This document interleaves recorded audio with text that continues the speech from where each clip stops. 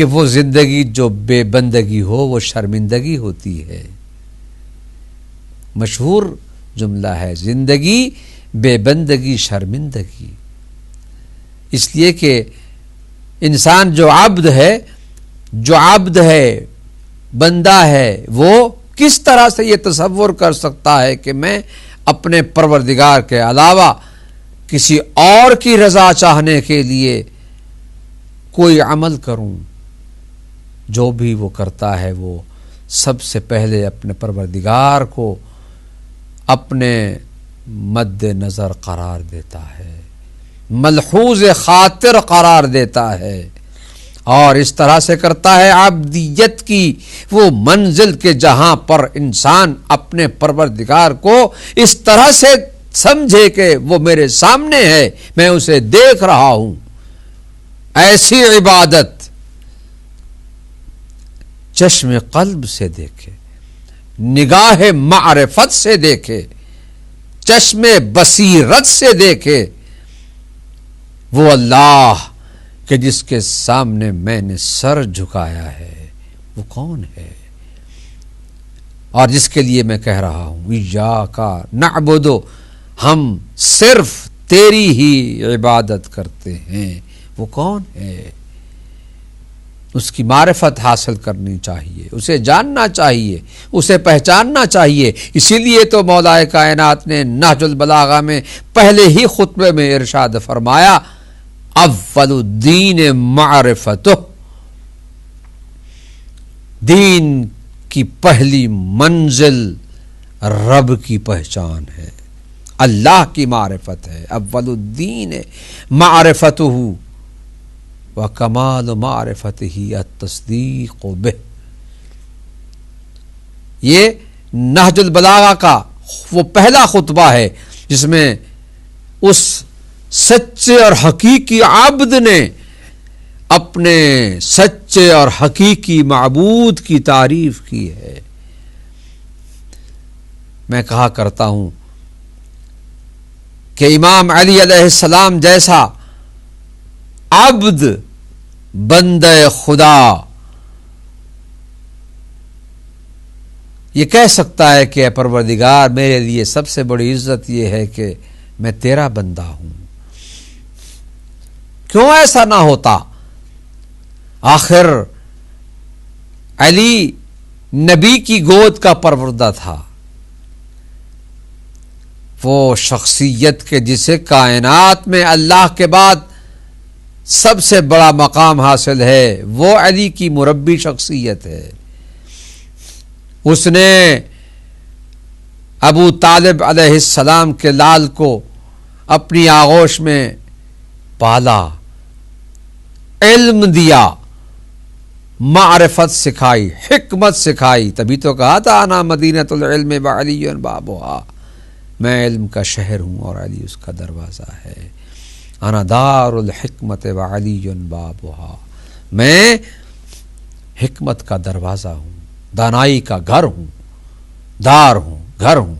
میں دانائی کا، حکمت کا گھر ہوں اور علی اس کا در ہے.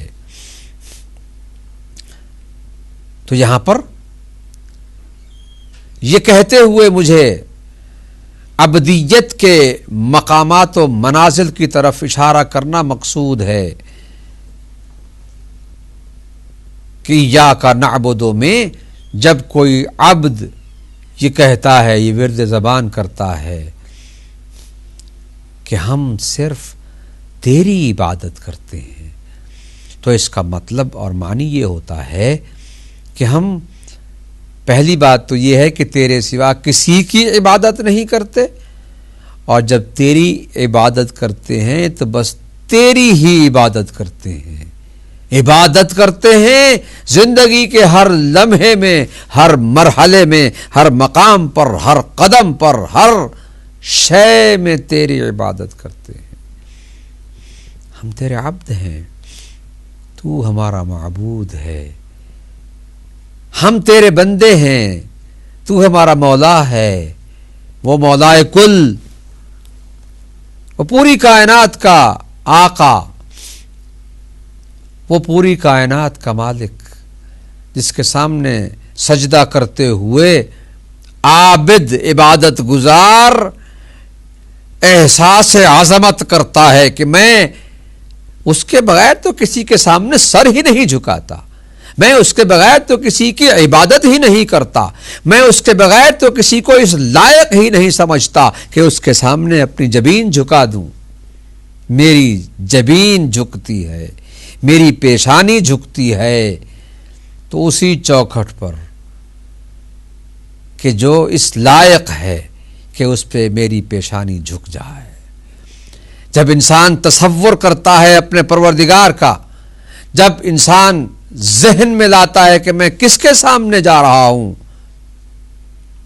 تو یقیناً وہ مقام آتا ہے کہ انسان اپنی ذات کو کچھ بھی نہیں سمجھتا، بلکہ اس اجتماع کے اندر ایک فرد کی حیثیت سے زیادہ اس کا کوئی مقام نہیں، اس لیے اعبدو کی بجائے نعبدو کہتا ہے، ہم تیری عبادت کرتے ہیں، ہم تیری ہی عبادت کرتے ہیں۔ یہاں پر ایک اہم ترین نقطہ ملحوظ رہے کہ اللہ نے ایاک نعبدو کہہ کر ہمیں ایک اور درس بھی دیا ہے کہ اے بندو بس میری عبادت کرتے رہو، کیونکہ جب انسان اپنی زبان سے یہ کہہ دیتا ہے تو پھر اس کو کسی غیر کی عبادت کرنے کا حق حاصل نہیں ہے، اور نہ ہی اسے زیبا ہے کہ ایک بندہ اور عبد ہونے کی حیثیت میں غیر اللہ کے سامنے سر جھکائے۔ وہ صرف اسی کے سامنے سر جھکائے جس کا عبد ہے۔ کون ہے جو اللہ کے علاوہ اس قابل ہے؟ اس لیے کہ ما سوی اللہ جو کچھ بھی ہے وہ مخلوق ہے، مخلوق محتاج ہوتی ہے، محتاج کے سامنے سر جھکانے کا مطلب ہی نہیں ہے۔ سر عبادت تو جھکے، بس اسی کے سامنے جھکے جو اس قابل ہے، جو اس لائق ہے، بلکہ ذرا اور عارفانہ الفاظ میں یوں کہہ دوں کہ جس کا حق ہے، یہ اسی کا حق ہے کہ ہم اس کے سامنے سر بسجدہ ہو جائیں، کہ اگر نہ ہو تو ہم اس کے حق ادا نہ کرنے والوں میں شمار ہوں گے، ہم اس کے حق کے غاصب قرار پائیں گے۔ یقیناً اللہ نے ہمیں ایاک نعبدو کہہ کر کہ یہ الفاظ کہو، یہ درس دیا ہے کہ جب جو یہ کہو گے کہ تیرے سوا ہم کسی کی عبادت نہیں کرتے ہیں، تو اس کا مطلب یہ ہے کہ گویا اپنے آپ سے عہد کر رہے ہو کہ اب ہم کسی کی عبادت نہیں کریں گے، اور نہ کرو اس لیے کہ کوئی اس لائق ہی نہیں ہے۔ ہمارا سلسلہ بیان ایاک نعبدو تک پہنچا۔ انشاءاللہ آئندہ اپنے بیان کو جاری رکھتے ہوئے ایاک نستعینو کے بارے میں کچھ مطالب عرض کرنے کی سعادت حاصل کروں گا، اور یہ عرض کروں گا کہ نعبدو اور نستعینو میں ربط کیا ہے، تعلق کیا ہے، اور ایاک نستعین کہہ کر اللہ نے ہمیں کیا درس اور کیا چیز تعلیم دی ہے۔ اللہ سے دعا کرتے ہیں کہ وہ ہمیں معارف قرآن کے سمجھنے اور ان پر عمل کرنے کی توفیق عطا فرمائے۔ والسلام علیکم ورحمۃ اللہ وبرکاتہ۔